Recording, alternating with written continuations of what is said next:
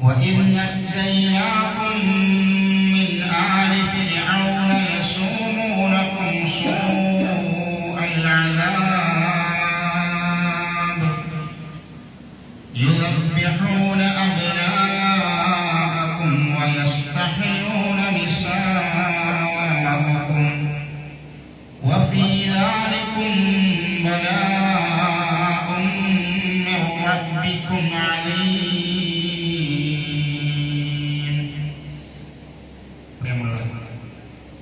സത്യവിശ്വാസികളെ, വിശ്വാസികളെ, അല്ലാഹുവിന്റെ വിധിവിലക്കുകൾ ജീവിതത്തിന്റെ സമസ്ത മേഖലകളിലും പാലിച്ചുകൊണ്ട് യഥാർത്ഥ മുഅ്മിനുകളായി മുത്തഖികളായി ജീവിതം മുന്നോട്ട് കൊണ്ടുപോകണമെന്ന് ആദ്യമായി ഉപദേശിക്കുകയാണ്, വസീയത്ത് ചെയ്യുകയാണ്.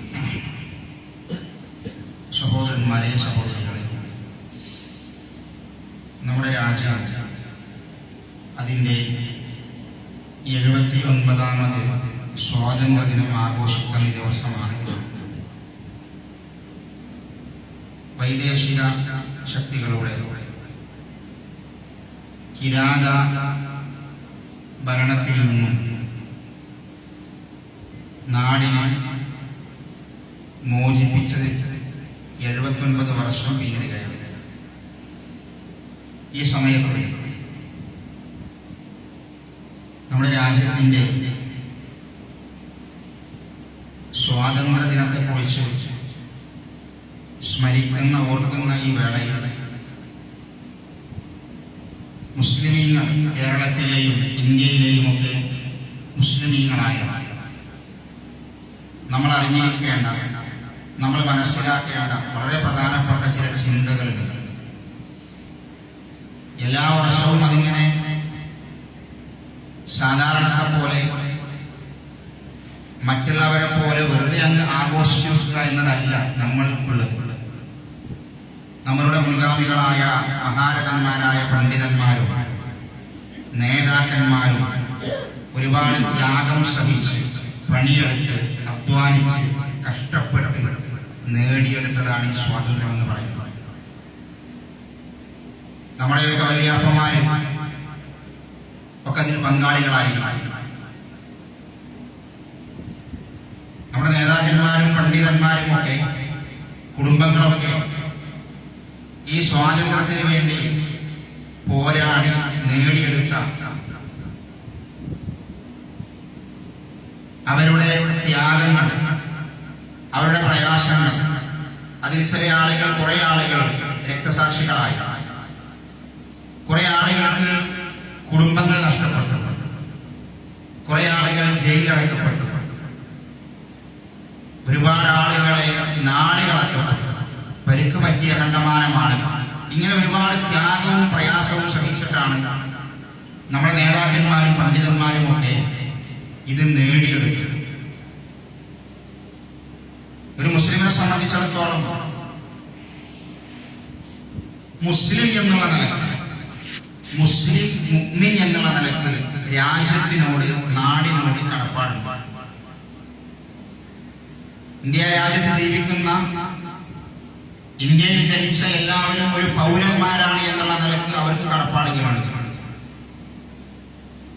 അതിനപ്പുറം ഒരു മുസ്ലിമിന് 2 തരത്തിലാണ്. പൗരൻ എന്നത് മാത്രമല്ല, അവനൊരു മുസ്ലിമാണ് എന്നതുകൊണ്ട്, ഒരു മുഅ്മിനാണ് എന്നതുകൊണ്ട് ജനിച്ചു ജീവിക്കുന്ന, അവൻ താമസിക്കുന്ന നാടിനോട് ചില കടപ്പാടുകൾ ഒരു മുസ്ലിമിനുണ്ട്. അത് പ്രവാചക വചനങ്ങളിലൂടെ, പ്രവാചകന്റെ ജീവിതത്തിലൂടെ, ചര്യകളിലൂടെ നമുക്ക് കാണുവാൻ കഴിയും. രാജ്യത്തിന്റെ നിയമങ്ങൾ പാലിക്കേണ്ടത് എല്ലാ പൗരന്മാരുടെയും ബാധ്യതയാണ്. ഈ സമയത്ത് നമ്മുടെ നേതാക്കന്മാരും പണ്ഡിതന്മാരും ഒക്കെ ഒരുപാട് ത്യാഗം സഹിച്ച് നേടിത്തന്ന ഈ സ്വാതന്ത്ര്യം നമ്മൾ ആഘോഷിക്കുന്ന ഈ സമയത്ത് നമ്മൾ അനുഭവിക്കുന്ന ഒരു പ്രയാസമുണ്ട്. നമ്മൾ അവരുടെ പിന്മുറക്കാരാണ്. നമ്മളോട് ഇന്ന് നമ്മൾ ജനിച്ച് താമസിച്ച് വളർന്ന നാട്ടിൽ താമസിക്കുമ്പോൾ പല ആളുകളും ചോദിക്കുന്നത്, പറയുന്നത്,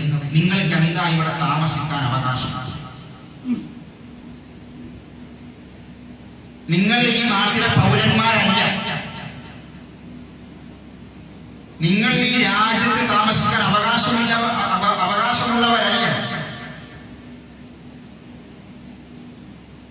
എന്ന് പറഞ്ഞ് നമ്മുടെ പൗരത്വത്തെ തന്നെ ചോദ്യം ചെയ്തിരിക്കുന്ന ഒരു കാലഘട്ടമാണ് ഇന്ന്. എന്തിനു പറയണം? ഞാൻ ഒരു ഇന്ത്യക്കാരനാണ് എന്ന് ഇടയ്ക്കിടയ്ക്ക് ഇങ്ങനെ പറയേണ്ട ഒരവസ്ഥ. ഞാൻ ഈ രാജ്യത്ത് ജനിച്ച് ജീവിച്ച ഒരു ഇന്ത്യക്കാരനാണ്, ഞാനതിൽ അഭിമാനിക്കുന്നു, ഞാനതിൽ അഭിമാനം കൊള്ളുന്നു എന്ന് പോസ്റ്റർ അടിക്കേണ്ട അവസ്ഥ ഇതെല്ലാവർക്കും ഉണ്ട്. നമ്മളുടെ ഓരോരുത്തരുടെയും മനസ്സിന്റെ വേദനയാണ്. ഞാനൊരു ഇന്ത്യക്കാരനാണ്, ഞാനതിൽ അഭിമാനിക്കുന്നു എന്നൊക്കെ പുറം ലോകത്തോട് ഇങ്ങനെ ഇടയ്ക്കിടയ്ക്ക് വിളിച്ചു പറയേണ്ട ഒരു അവസ്ഥയിലേക്ക് നമ്മൾ എത്തിക്കൊണ്ടിരിക്കുന്നു. ആരാ നമ്മൾ? നമ്മുടെ നേതാക്കന്മാരും നമ്മുടെ പണ്ഡിതന്മാരും ഒരുപാട് വർഷങ്ങൾ ത്യാഗം സഹിച്ച് അവരുടെ ജീവൻ കൊടുത്ത് കുടുംബത്തെ കൊടുത്ത് അവരുടെ എല്ലാം സമർപ്പിച്ച് നേടിയെടുത്ത ഈ നാടിന്റെ സ്വാതന്ത്ര്യം, അതിന്റെ പിന്മുറക്കാരാണ് നമ്മൾ. ഇസ്ലാമിനെ സംബന്ധിച്ചിടത്തോളം അല്ലാഹു സുബ്ഹാനഹു വ തആലയും പ്രവാചകൻ സല്ലല്ലാഹു അലൈഹി വസല്ലമയും സ്വാതന്ത്ര്യത്തിന് വലിയ പ്രാധാന്യം നൽകുന്നു. അല്ലാഹുവിന്റെ നിഅമത്താണ് സ്വാതന്ത്ര്യം എന്ന് പറയുന്നത്. അത് ചിന്തിക്കാനുള്ള സ്വാതന്ത്ര്യം, പറയാനുള്ള സ്വാതന്ത്ര്യം, ജീവിക്കാനുള്ള സ്വാതന്ത്ര്യം, അവനവന് ഇഷ്ടമുള്ള മതം സ്വീകരിക്കാൻ, അവനവന് അത് പ്രബോധനം ചെയ്യാൻ ഒക്കെയുള്ള സ്വാതന്ത്ര്യം അല്ലാഹു സുബ്ഹാനഹു വ തആല അല്ലാഹുവിന്റെ പ്രവാചകൻ സല്ലല്ലാഹു അലൈഹി വസല്ലമയും അതൊക്കെ ഒരു നിഅമത്തായി നമ്മളെ പഠിപ്പിക്കണം. നിങ്ങൾ ആലോചിച്ച് നോക്കൂ, ഒന്നിനും ഒരു അവകാശവുമില്ലാത്ത ജനസമൂഹങ്ങൾ ഇന്നും ലോകത്തിന്റെ വ്യത്യസ്ത ഭാഗങ്ങളിലുണ്ട്. അല്ലാഹു സുബ്ഹാനഹു പ്രവാചകൻ മുഹമ്മദ് മുസ്തഫ റസൂൽ കരീം സല്ലല്ലാഹു അലൈഹി വസല്ലം ഇമാം ബുഖാരി ഉദ്ധരിക്കുന്ന ഹദീസിൽ പറയാം, എത്രമാത്രം പ്രാധാന്യമാണ് സമാധാനത്തിനും ശാന്തിക്കുമൊക്കെ അള്ളാഹുവും അള്ളാഹുവിന്റെ മതവും നൽകുന്നത് എന്ന് മഹാനായ മുഹമ്മദ് മുസ്തഫ റസൂൽ കരീം സല്ലല്ലാഹു അലൈഹി വസല്ലം ഹദീസ് വിശദീകരിക്കുകയാണ്. അള്ളാഹുവിന്റെ റസൂൽ പറയാണ്, മൻ അസ്ബഹ മിൻകും ആമിനൻ ഫീ സിർബി. ഈ ലോകത്തിൽ ഈ ദുനിയാവ് മുഴുവനും കീഴടക്കിയവൻ ആരാ? അതൊരു ചോദ്യമാണ്. ഈ ദുനിയാവിലെ എല്ലാ സുഖ സൗകര്യങ്ങളും കിട്ടിയ വ്യക്തി ആരാണ്? അതിന്റെ ആൻസറാണ് അല്ലാഹുവിന്റെ പ്രവാചകൻ സല്ലല്ലാഹു അലൈഹി വസല്ലം ഈ ഹദീസിൽ പറയുന്നത്. ദുനിയാവ് മൊത്തം കിട്ടി, ഈ ആലം മൊത്തം കിട്ടി. ആർക്ക്? അല്ലാഹുവിന്റെ റസൂൽ പറയാം, മൻ അസ്ബഹ മിൻകും ആമിനൻ ഫീ സിർബി. അവൻ താമസിക്കുന്ന അവന്റെ നാട്ടിൽ, അവന്റെ വീട്ടിൽ, അവന്റെ രാജ്യത്തിൽ അവൻ നിർഭയനായി താമസിക്കുന്നു. നിങ്ങളിൽ ആരാണ് നിങ്ങളുടെ നാട്ടിൽ, നിങ്ങളുടെ വീട്ടിൽ, നിങ്ങളുടെ പ്രദേശത്ത് നിർഭയനായി താമസിക്കുന്നത്? അതാണ് ഒന്നാമത്തെ കണ്ടീഷൻ. അല്ലാഹുവിന്റെ പ്രവാചകൻ ബുഖാരി ഉദ്ധരിച്ച ഹദീസാണ്.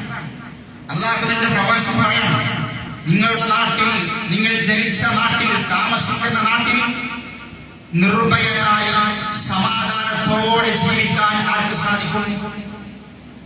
രണ്ടാമത് അല്ലാഹുവിന്റെ റസൂൽ പറയാണ്, മുആഫൻ ഫീ ജസദി. ആരോഗ്യത്തിനൊരു കുഴപ്പമില്ല, മാറാവ്യാധികളില്ല, കാര്യമായ അസുഖങ്ങളൊന്നുമില്ല, ശരീരം ആരോഗ്യപ്രദമാണ്, എങ്ങോട്ടും എഴുന്നേൽക്കാനും ഓടാനും ചാടാനും നടക്കാനും ഒക്കെ കഴിയുന്ന ശരീരം, രോഗങ്ങളില്ലാത്ത ഒരു ശരീരം, സമാധാനമുള്ള ഒരു ജീവിതം. മൂന്നാമത് റസൂൽ പറഞ്ഞു, ഇൻദഹു ഖൂതു യൗമിഹി. അവന്റെ അടുക്കൽ അന്ന് കഴിക്കാനുള്ള ഭക്ഷണമുണ്ട്, നാളത്തേക്ക് വേറെ. അന്നന്ന് കഴിക്കാനുള്ള അന്നത്തെ അന്നം അവന്റെ കയ്യിലുണ്ട്. ഈ മൂന്ന് സംഗതി ഒരുത്തരുണ്ടെങ്കിൽ അല്ലാഹുവിന്റെ റസൂൽ പറഞ്ഞു, ഫകഅന്നമാ ഹീസ ലഹു ദുനിയ. ഈ ദുനിയാവ് മുഴുവനും കിട്ടിയവനെ പോലെയാണ്, ഈ ദുനിയാവ് മുഴുവനും കൈയടക്കിയവനെ പോലെയാണ്. മൂന്ന് സംഗതിയാണ് റസൂൽ പറഞ്ഞത് സല്ലല്ലാഹു അലൈഹി വസല്ലം. സമാധാനത്തോട് ജീവിക്കും. സമാധാനം ഇല്ലെങ്കിലുള്ള അവസ്ഥ നമ്മുടെ വീടിന്റെ ഉള്ളിൽ സമാധാനം ഇല്ലെങ്കിൽ എന്താ അവസ്ഥ? നാട്ടിലെ സമാധാനവും രാജ്യത്തിലെ സമാധാനവും രണ്ടാമത് വീടിന്റെ ഉള്ളിലെ സമാധാനം. ആർക്കാ വീട്ടിലേക്ക് കയറാൻ കഴിയാം? ഭർത്താവിന് വീട്ടിന്റെ ഉള്ളിൽ സുഖം സമാധാനമില്ലെങ്കിൽ ഒരു പുരുഷനും വീട്ടിലേക്ക് ചെല്ലൂല. വീട്ടിലേക്ക് വരുന്നത് അവരെ ഉറപ്പായി. നമ്മുടെ ഭാര്യമാർക്ക്, ഉമ്മമാർക്ക്, സഹോദരിമാർക്ക് അവർ മിക്കവാറും അവരുടെ സമയങ്ങൾ ചെലവഴിക്കുന്നത് വീട്ടിനുള്ളിലാണ്. അവർക്ക് അവിടെ ഒരു സമാധാനവും സ്വസ്ഥതയും ഇല്ലെങ്കിൽ അവർക്ക് ആ വീട്ടിൽ നരകത്തെ പോലെയായി. സമാധാനമാണ് എല്ലാവർക്കും ആവശ്യം. സമാധാനത്തോടെ ജീവിക്കാനല്ല. അത് അവനവന്റെ നാട്ടിൽ ലഭിച്ചാൽ, അവനവന്റെ പ്രദേശത്ത് ലഭിച്ചാൽ അല്ലാഹുവിന്റെ റസൂൽ പഠിപ്പിക്കുകയാണ്, അത് ദുനിയാവ് മുഴുവൻ ലഭിച്ചവനെ പോലെയാണ്. ആ സമാധാനത്തിന് വേണ്ടിയാണ് നേതാക്കന്മാരും പണ്ഡിതന്മാരും പോരാടിയത്. വർഷങ്ങളോളമുള്ള നിയമനിഷേധത്തിനെതിരെ സമാധാനത്തോടെ ജനിച്ച നാട്ടിൽ ജീവിക്കാനും അന്തിയുറങ്ങാനും ജോലി ചെയ്യാനും പഠിക്കാനും പ്രബോധനം ചെയ്യാനും ഒക്കെയുള്ള സ്വാതന്ത്ര്യത്തിന് വേണ്ടിയാണ് നമ്മുടെ മുസ്ലിമീങ്ങളുടെ പണ്ഡിതന്മാരും നേതാക്കന്മാരും അന്ന് പോരാടി രക്തസാക്ഷികളായത്. ഇബ്രാഹിം നബിയുടെ ചരിത്രം പറയുന്നുണ്ട്, ഖലീലുകളുടെ ചരിത്രം പറയുന്നുണ്ട്. ഖലീലുല്ലാഹി ഇബ്രാഹിം നബി മക്കയിൽ വന്നിട്ട് അല്ലാഹുവിനോട് പ്രാർത്ഥിക്കുന്ന ഒരു പ്രാർത്ഥനയുണ്ട്. എന്താണ് ആ പ്രാർത്ഥന? ഇബ്രാഹിം റബ്ബിനോട് പ്രാർത്ഥിച്ച സന്ദർഭം, റബ്ബി ജഅൽ ഹാദൽ ബലദ ആമിന, അല്ലാഹുവേ ഈ നാടിനെ നീ സമാധാനമുള്ള നാടാക്കണേ, ഈ നാടിനെ നീ നിർഭയത്വമുള്ള നാടാക്കണേ. ഇതൊരു പ്രധാനപ്പെട്ട പോയിന്റാണ്. നമ്മുടെ പ്രാർത്ഥനകളിലൊക്കെ, നമ്മുടെ ദുആകളിലൊക്കെ നമ്മൾ നിരന്തരമായി പറയേണ്ട ഒന്നാണ്, നമ്മുടെ നാട്ടിൽ സമാധാനം ഉണ്ടാവണം, നമ്മുടെ രാജ്യത്ത് സമാധാനം ഉണ്ടാവണം. ആശങ്ക വരാൻ പാടില്ല. ജീവിതത്തിന് ഇനി ഇവിടെ ജീവിക്കാൻ കഴിയുമോ, അടുത്ത ജീവിതം എന്തായിരിക്കുമെന്ന് നമ്മൾക്കൊരു ആശങ്കയും ഒരു പേടിയും ഉണ്ടാവാൻ പാടില്ല. സമാധാനത്തോടുകൂടി ജീവിക്കാൻ വേണ്ടി ഇബ്രാഹിം നബി നാട്ടിൽ സമാധാനം ഉണ്ടാവാൻ വേണ്ടി പ്രാർത്ഥിച്ച പ്രാർത്ഥന നമ്മളൊക്കെ എപ്പോഴും പ്രാർത്ഥിക്കണം. നമ്മുടെ നാടിന് വേണ്ടി, സമാധാനത്തിന് വേണ്ടി, ശാന്തിക്ക് വേണ്ടി പ്രാർത്ഥിക്കണം. അടിച്ചേൽപ്പിക്കലില്ല ഇസ്ലാമിൽ. ഇസ്ലാമിൽ അടിച്ചേൽപ്പിക്കലില്ല. നിർബന്ധ മതപരിവർത്തനം ഇസ്ലാമിലില്ല. നിർബന്ധമായിട്ട് ഒരാളെ ഇസ്ലാമിലേക്ക് വലിച്ചു കൊണ്ടുവരിക, അങ്ങനത്തെ ഒരു നിർബന്ധ മതപരിവർത്തനം ഇസ്ലാമിലില്ല. അല്ലാഹു സുബ്ഹാനഹു വ തആല മനുഷ്യന് ബുദ്ധി നൽകി, സത്യവും അസത്യവും ഒക്കെ കാണിച്ച് വിശദീകരിച്ചു കൊടുത്തു, പ്രവാചകന്മാരെ നിയോഗിച്ചു, ദഅവാ പ്രവർത്തനം നടക്കുന്നുണ്ട്. സത്യമാണെന്ന് തോന്നിയാൽ നിങ്ങൾക്ക് സ്വീകരിക്കാം. അല്ലാഹു പറഞ്ഞത് അങ്ങനെയാണ്, നിങ്ങൾക്ക് വേണ്ടേ അവർക്ക് ആവശ്യമില്ല. ആരെയും മരിച്ചു കൊണ്ടുവരേണ്ട ആവശ്യമില്ല. സത്യം എന്നതാണെന്ന് പറഞ്ഞു കൊടുക്കുന്നു, ഇത് ദീനാണെന്ന് പറഞ്ഞു കൊടുക്കുന്നു, നിങ്ങൾക്ക് വേണമെങ്കിൽ സ്വീകരിക്കാം.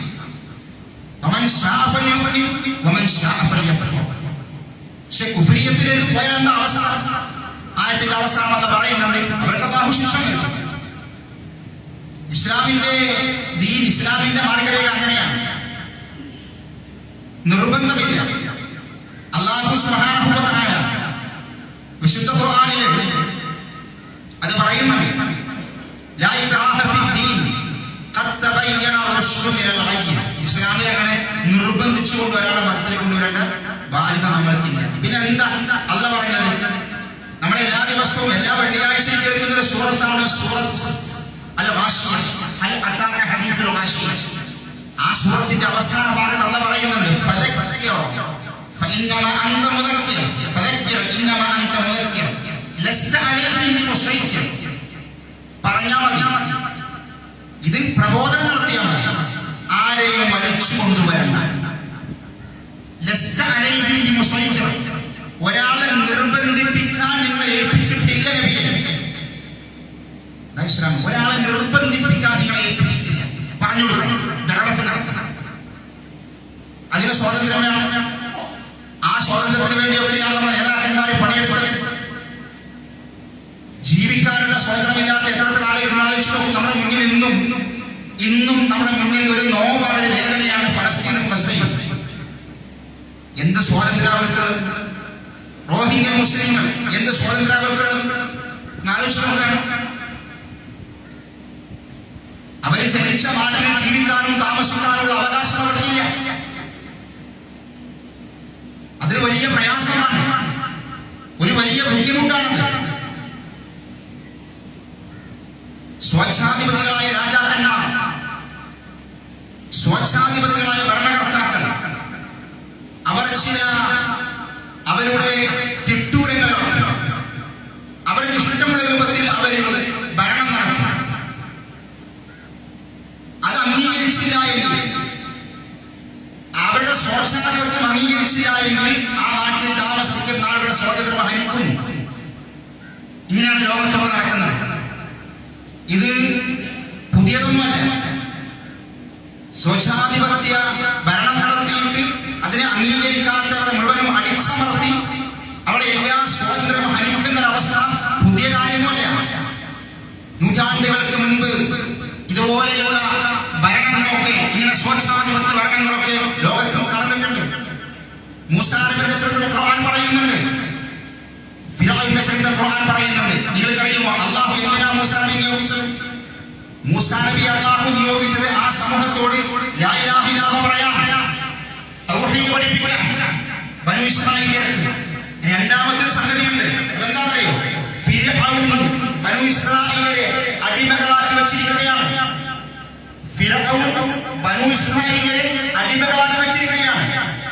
ഫിർഔനിന്റെ കിരാത ഭരണമാണ്, ഫിർഔനിന്റെ തേരോട്ടമാണ്. ഫിർഔൻ പറഞ്ഞത് അംഗീകരിക്കാത്തവരെ കൊലപ്പെടുത്തുക, നിഷ്ഠൂരമായിട്ട് മർദ്ദിക്കുക, അവരെ കൊല്ലാൻ വേണ്ടി ആളെ ഏൽപ്പിക്കുക. ഇങ്ങനത്തെ ഒരു അവസ്ഥയാണ് ബനൂ ഇസ്രായേലിൽ ഉണ്ടായിരുന്നത്. അവരെ ഫിർഔനിന്റെ ഭരണത്തിൽ നിന്ന് മോചിപ്പിക്കാൻ കൂടിയാണ് അല്ലാഹു മൂസാ നബിയെ നിയോഗിച്ചത്. അല്ലാഹു സുബ്ഹാനഹു വ തആല ഖുർആനിൽ, വിശുദ്ധ ഖുർആൻ സൂറത്തുൽ ബഖറയിൽ അല്ലാഹു പറയാണ്, ഞാൻ ഓതി വെച്ച ആയത്താണ്, വയനജൈനാകും മിൻ ആലി ഫിർഔന യസൂമുനകും സൂഅൽ അദാബ്. അല്ലാഹു പറയാ ബനൂ ഇസ്രായേലിനോട്, നാം നിങ്ങളെ രക്ഷപ്പെടുത്തിയത് നിങ്ങൾ ആലോചിക്കുന്നുണ്ടോ? നാം നിങ്ങളെ രക്ഷപ്പെടുത്തി കൊണ്ടുവന്നില്ലേ? ആ സന്ദർഭം ആലോചിച്ചാണ്. ഏതാണ് സന്ദർഭം? അല്ലാഹു പറയാണ്, യസൂമുനകും സൂഅൽ അദാബ്. ഫിർഔൻ അതികഠിന കഠോരമായ ശിക്ഷകൾ നിങ്ങൾക്ക് നൽകിയിരുന്നു. ബനൂ ഇസ്രായേൽ ഫിർഔൻ വളരെ മാരകമായ മർദ്ദനങ്ങൾ. ആ മർദ്ദനത്തിന് കീഴിലാണ് ഇവർ ജീവിച്ചിരുന്നത്. അവന്റെ ഒരു പണി അഭിനാക്കും, ആണുങ്ങളെ കൊല്ലുക, ആൺകുട്ടികളെ ജനിച്ചാൽ ആൺകുട്ടികളെ കൊലപ്പെടുത്തുക.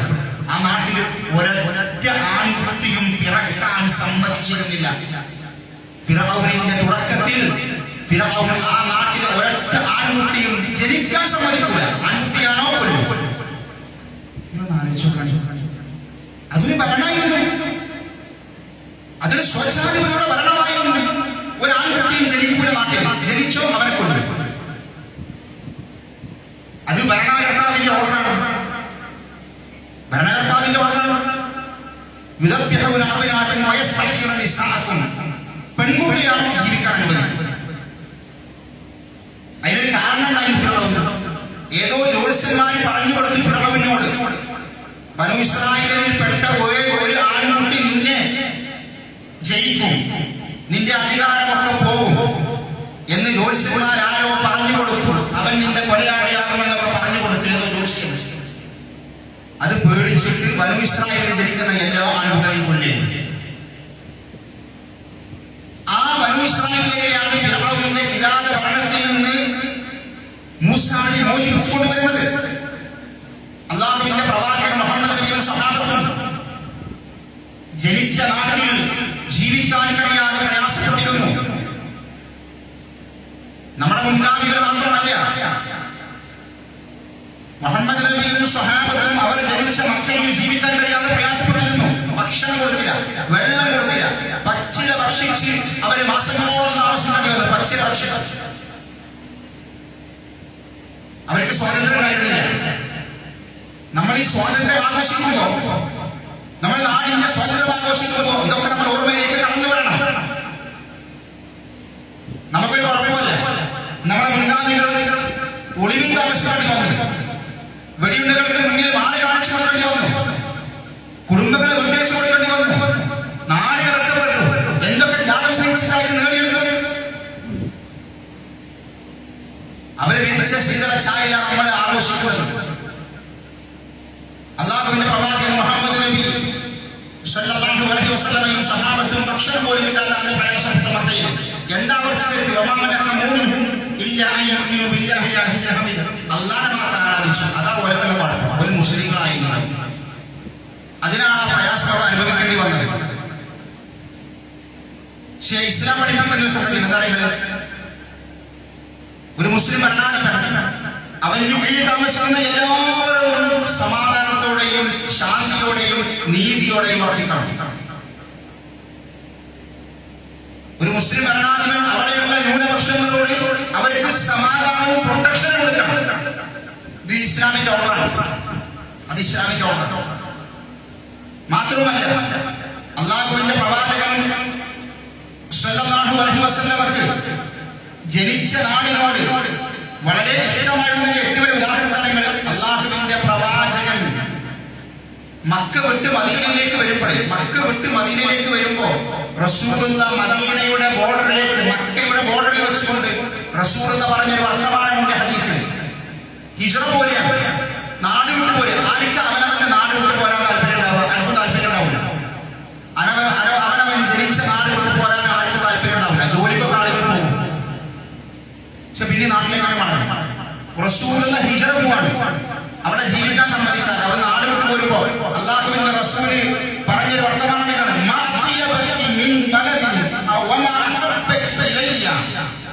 അള്ളാഹുവിന്റെ റസൂൽ പറയാൻ മക്കയോട്, എത്ര നല്ല നാടാണ്, കാരണം ജനിച്ച നാടാണ്, വളർന്ന നാടാണ്, എത്ര നല്ല നാടാണ് നീ. റസൂലുള്ള മക്കയുടെ ബോർഡർ വെച്ചിട്ട് മദീനയിൽ നടക്കുന്ന റസൂൽ പറയാം മക്കയിലേക്ക് നോക്കും, എത്ര നല്ല നാടാണ് മക്ക.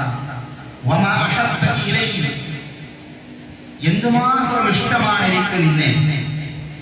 കാരണം അത് ജനിച്ച നാടാണ്, പിച്ചു വെച്ച് വളർന്ന നാടാണ്. എന്നിട്ട് റസൂൽ പറയാണ്,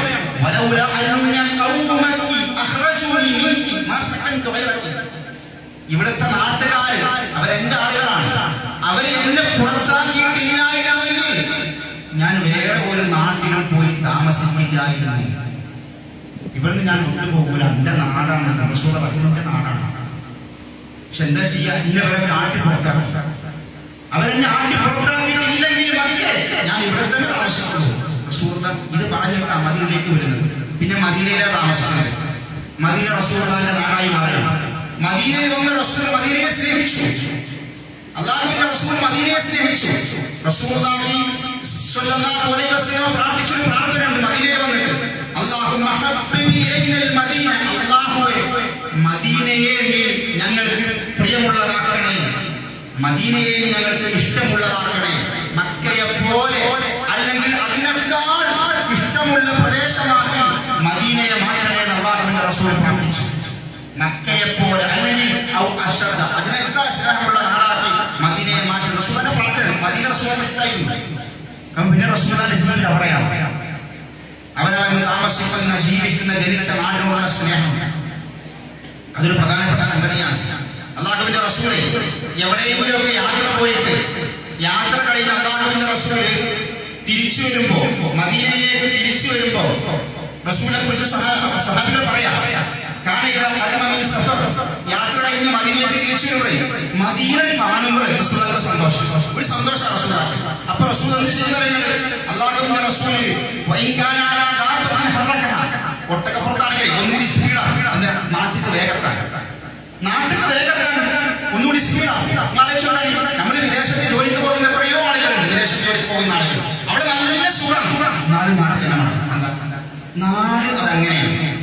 അവരവൻ ജനിച്ച നാടങ്ങനെയാണ്. നാട്ടിലേക്ക് വരണം, നാട്ടിൽ താമസിക്കണം, അതിനോട് സ്നേഹമാണ്. ആ സ്നേഹവും ആ നാടിനോടുള്ള ഒപ്പുമൊക്കെ റസൂലുള്ളാഹി സ്വല്ലല്ലാഹു അലൈഹി വസല്ലമയും സ്വഹാബത്തും നമ്മളെ പഠിപ്പിച്ചതാണ്. അല്ലാഹുവിന്റെ റസൂലും സ്വഹാബത്തും ആ സ്വാതന്ത്ര്യത്തിന്റെ പ്രാധാന്യമാണ് അല്ലാഹുവിന്റെ പ്രവാചകന്റെ ചര്യയിലൂടെ നമ്മളെ പഠിപ്പിച്ചത്. അതുകൊണ്ട് സഹോദരന്മാരെ, സഹോദരികളെ, നാടിനെ സ്നേഹിക്കണം, നാടിനോട് കൂറ് വേണം, നാടിന് കുഴപ്പങ്ങളും കലാപങ്ങളും ഉണ്ടാക്കാൻ പാടില്ല, അതിന് കൂടുതൽ കാലം പാടില്ല. അതൊന്നും ഒരു വിശ്വാസം യോജിച്ചതേ അല്ല. സമാധാനമാണ് നാട്ടിൽ നമ്മൾ ഉണ്ടാക്കേണ്ടത്. അല്ലാഹു സുബ്ഹാനഹു വ തആല നമുക്ക് തൗഫീഖ് നൽകുമാറാവട്ടെ.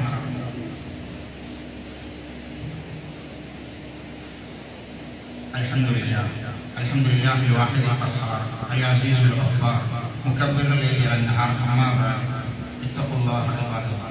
ഒരിക്കൽ കൂടി അല്ലാഹുവിന്റെ വിധിവിലക്കുകൾ ജീവിതത്തിന്റെ സമസ്ത മേഖലകളിലും പാലിച്ചുകൊണ്ട് യഥാർത്ഥ മുഅ്മിനുകളായി മുത്തഖികളായി ജീവിതം മുന്നോട്ട് പോകണമെന്ന് ഉപദേശിക്കുന്ന വസിയത്ത് ചെയ്യുക. സഹോദരന്മാരെ, സഹോദരികളെ, റസൂലുള്ളാഹി സ്വല്ലല്ലാഹു അലൈഹി വസല്ലം ഒരു ഹദീസിലൂടെ 3 സംഗതി നമ്മളെ പഠിപ്പിക്കുകയാണ്. അല്ലാഹു സുബ്ഹാനഹു വ തആല ഒരു മനുഷ്യന് മാപ്പ് കൊടുക്കുന്ന, മഗ്ഫിറത്ത് കൊടുക്കുന്ന, വിട്ടുവീഴ്ച ചെയ്തു കൊടുക്കുന്ന 3 കാര്യങ്ങളാണ്. അല്ലാഹുവിന്റെ റസൂൽ പറയുന്നത്, ഇന്നല്ലാഹ തജാവസ ലീ അൻ ഉമ്മത്തി, എന്റെ ഉമ്മത്തിന് അല്ലാഹു സുബ്ഹാനഹു വ തആല മാപ്പ് കൊടുത്തിരിക്കുന്നു. അല്ലാഹു അവരെ ശിക്ഷിക്കൂല, അല്ലാഹു അതിന്റെ പേരിൽ അവരെ ശിക്ഷിക്കൂല. അല്ലാഹു അവർക്ക് പുറത്തു കൊടുത്തിരിക്കുന്നു. അൽ ഖതഅ, അവർക്ക് വിവരമില്ലാതെ അറിവില്ലായ്മ കൊണ്ട് അവരിൽ നിന്ന് വല്ലതും വന്നു പോയാൽ അവരെ ശിക്ഷിക്കും. അറിഞ്ഞുകൊണ്ട് നമ്മൾ ചെയ്യുന്ന തെറ്റുകൾക്ക് അല്ലാഹു പിടിക്കും. അറിവില്ലായ്മ കൊണ്ട്, മനഃപൂർവ്വമല്ല, അറിവില്ലായ്മ കൊണ്ട് സംഭവിച്ചതാണ്. അല്ലാഹു അത് പ്രവാചകന്റെ ഉമ്മത്തിന് വിട്ടുവീഴ്ച ചെയ്തു. നമുക്ക് അറിയില്ലായിരുന്നു, അറിയാതെ വന്ന തെറ്റാണ്. അല്ലാഹു റഹ്മാനും റഹീമാണ്. നമുക്ക് ആ സംഗതി തെറ്റാണെന്ന് അറിയില്ല, അങ്ങനെ ചെയ്യുന്നു, അല്ലെങ്കിൽ ആ ഒരു ദിനക്ക് നമ്മൾ എത്തിപ്പെട്ടു, അങ്ങനെ പറഞ്ഞു, അത് പാടില്ലാത്ത സംഗതികളായിരുന്നു എന്നറിയില്ലായിരുന്നു. അല്ലാഹു മഗ്ഫിറത്ത് കൊടുക്കുക. രണ്ടാമത് അല്ലാഹുവിന്റെ റസൂൽ പറഞ്ഞു, വന്നിസ്യാൻ, മറവി. ചില സംഗതി മറവി കൊണ്ട് നമുക്ക് നഷ്ടപ്പെട്ടു. മറവി നമ്മളുടെ കൊണ്ടുള്ള സംഗതിയല്ല, മറവി കൊണ്ട് നഷ്ടപ്പെട്ടു പോകും. അങ്ങനെ മറവി മൂലം പലതും നമ്മൾ നഷ്ടപ്പെട്ടാൽ അതും അല്ലാഹു വിട്ടുവീഴ്ച ചെയ്തു കൊടുക്കും. മൂന്നാമത് പറഞ്ഞു, ഒരാളെ നിർബന്ധിച്ച്, നാട്ടുകാരോ ഭരണകർത്താക്കളൊക്കെ നിർബന്ധിച്ചുകൊണ്ട് നമ്മളെ കൊണ്ട് പറഞ്ഞു ചെയ്യിപ്പിച്ചു. നമുക്കത് ഇഷ്ടേയില്ല, നമ്മൾ അതിനൊക്കെ എതിരാണ്. പക്ഷേ നിർബന്ധിക്കപ്പെട്ട് നമ്മളെ ഭീഷണിപ്പെടുത്തി നമ്മളത് പറയേണ്ടി വന്നു, അത് ചെയ്യേണ്ടി വന്നു എങ്കിൽ അല്ലാഹുവിന്റെ റസൂൽ പറഞ്ഞു, നമ്മളെ മനസ്സിൽ മൊത്തം ഈമാനാണ്, നമുക്കതിലൊന്നും വിശ്വാസമില്ല. പക്ഷെ എന്തായി, ഭീഷണിപ്പെടുത്തി അവിടുത്തെ ആളുകൾ അങ്ങനെ ചെയ്യിപ്പിച്ചുവെങ്കിൽ മനസ്സിൽ നിറയെ ഈമാനാണെങ്കിൽ അത് അല്ലാഹു വിട്ടുവീഴ്ച വരുമെന്നാണ് അല്ലാഹുവിന്റെ റസൂലിന്റെ ഹദീസിൽ പറഞ്ഞത്. ഒരു സ്വഹാബിയുടെ ചരിത്രവുമായി ബന്ധപ്പെട്ട സംഭവമാണ്. അതുകൊണ്ട് സഹോദരന്മാരെ, സഹോദരികളെ, അല്ലാഹുവിന്റെ റസൂൽ പഠിപ്പിച്ച കാര്യങ്ങൾ ശരിക്കും മനസ്സിലാക്കും. ഇവിടെ നമ്മൾ മനസ്സിലാക്കാൻ വളരെ സമയം അല്ലാഹുവിന്റെ റസൂൽ പറയണം, നമ്മുടെ മനസ്സിൽ, അതായത് മനസ്സിന്റെ ഉള്ളിൽ ചിലപ്പോൾ ചില ചിന്തകളൊക്കെ വരും. മനസ്സിന്റെ ഉള്ളിൽ, മനസ്സിന്റെ ഉള്ളിൽ വേണ്ടാത്ത ഒരു ചിന്ത വന്നാൽ അതിന് കുറ്റുണ്ടാവും. അങ്ങനെ അതിന് ചോദ്യം അല്ലാഹുവിന്റെ റസൂൽ പറയും, അത് പറഞ്ഞിട്ടില്ല, അത് ചെയ്തിട്ടില്ല. പക്ഷെ മനസ്സിലിങ്ങനെ തോന്നും. മനസ്സിലല്ല, അങ്ങനത്തെ ചിന്തകളിലേക്ക് നമ്മൾ പോകാൻ പാടില്ല. പക്ഷെ മനസ്സല്ലേ ചിലപ്പോൾ അങ്ങനെ പോകും, അതിന് കുറ്റുണ്ടാവും. മനസ്സിൽ ചിലപ്പോൾ ചില വസ്വാസങ്ങളൊക്കെ വരും, ചില ചിന്തകളൊക്കെ. പക്ഷെ അത് ചെയ്തിട്ടില്ല, അത് പറഞ്ഞിട്ടില്ല, അല്ലാഹു മഗ്ഫൂറാണ്, അല്ലാഹു മഗ്ഫിറത്ത് നൽകുമെന്നാണ്. അതുകൊണ്ട് സഹോദരന്മാരെ, സഹോദരികളെ, കഴിവിന്റെ പരമാവധി അല്ലാഹുവിനെ കടക്കുക. ചെയ്തു പോയ പാപങ്ങളൊക്കെ അല്ലാഹുവിനോട് ഏറ്റു പറയുക. അറിയാതെ വന്നത് അല്ലാഹു സുബ്ഹാനഹു വ തആല മാപ്പ് നൽകുമെന്ന് അല്ലാഹുവിന്റെ റസൂൽ പഠിപ്പിക്കാൻ അല്ലാഹു സുബ്ഹാനഹു വ തആല കൂടുതൽ പഠിച്ച് മുന്നേറാൻ തൗഫീഖ് നമുക്ക് എല്ലാവർക്കും നൽകുമാറാവട്ടെ. അല്ലാഹുമ്മ ഗഫിർ ലിൽ മുഅ്മിനീന വൽ മുഅ്മിനാത്ത് വൽ മുസ്ലിമീന വൽ മുസ്ലിമാത്ത് الأحياء منهم والأموات إنك مجيب دعوات يا قاضي الحاجات. اللهم أجرنا من النار، اللهم أجرنا من النار. اللهم أعز الإسلام والمسلمين وأذل الشرك والمشركين. اللهم يا مقلب القلوب ثبت قلوبنا على دينك. اللهم توفنا مسلما وألحقنا بالصالحين. ربنا آتنا في الدنيا حسنة وفي الآخرة وقنا عذاب النار آمين آمين برحمتك يا أرحم الراحمين والحمد لله رب العالمين اللهم صل على محمد